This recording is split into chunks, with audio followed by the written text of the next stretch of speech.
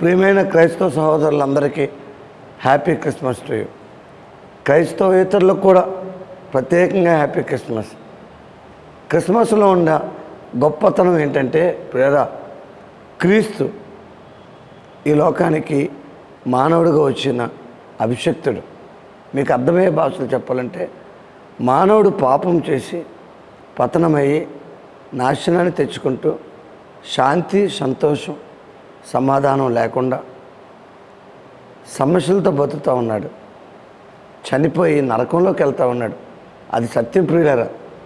ఆ సమస్యల నుంచి విడిపించటానికి, ఆ నరకాన్ని నుంచి తప్పించటానికి, నాశనం అయిపోవడానికి ప్రాముఖ్య కారణమైన ఆ పాపం నుంచి విడిపించడానికి దేవాతి దేవుడు మానవుడికి లోకానికి వచ్చాడు. మనిషిగా పాకలో పుట్టాడు. దాసుని స్వరూపం ధరించాడు. చివరికి శిలువలో ప్రాణం పెట్టి రక్తాన్ని చిందించి చనిపోయి తిరిగి లేచాడు. ఆ యేసు ప్రభువుని ఎవరైతే, ప్రభువా నేను పాపిని, నన్ను క్షమించు, నా హృదయంలో కూడా పుట్టు అని పాపం ఒప్పుకొని క్షమాపణ అడుగుతాడు, యేసే వాళ్ళని క్షమిస్తాడు, శాంతినిస్తాడు. ప్రియమైన సహోదరుడా, నీకు సత్యం చెప్పమంటారా? చాలామందికి ప్రపంచంలో శాంతి లేక, సమాధానం లేక, నిజమైన సంతోషం లేక ఆత్మహత్య చేసుకుంటున్నారు. కొంతమంది పాపానికి బానిసైపోయి త్రాగుడు, వ్యభిచారం, జోదము, డ్రగ్స్కి ఎడిక్ట్ అయిపోతూ ఉన్నారు. శాంతి కావాలా?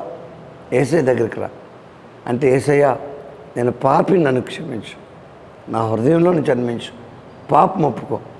రోజు బైబిల్ చదవండి, ప్రార్థన చేయండి. ఇది మత ప్రచారం కాదండి.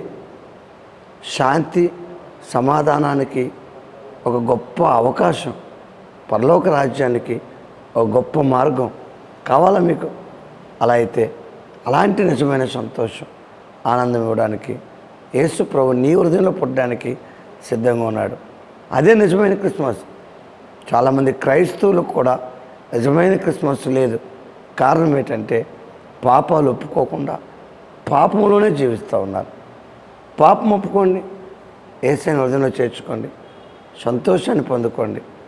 నిజమైన ఆనందంతో ఈ లోకంలో జీవించాలని నేను మిమ్మల్ని కోరుకుంటా ఉన్నాను. Thank you very much.